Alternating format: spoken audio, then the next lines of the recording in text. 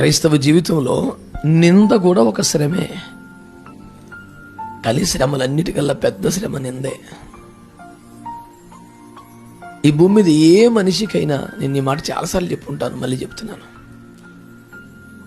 నేను చెడ్డవాణ్ణి కాదు అని చెప్పుకోవలసి రావటం కన్నా ఘోరమైన దుఃఖం, బాధ ఇంకేది ఉండదు. చాలా కష్టం అనిపిస్తుంది. నేను చెడ్డోన్ని కాదు, నేను పాపిష్టోన్ని కాదు, నేను మంచోన్ని అని చెప్పుకోవాల్సి రావడం కన్నా దారుణమైన దినం,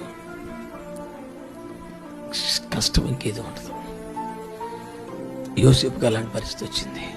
అంత శ్రమలో, అంత నిందలో, అంత బాధలో అతడు అవలంబించిన వైఖరి మౌనంగా ఉండడమే, బాధలు పడ్డమే,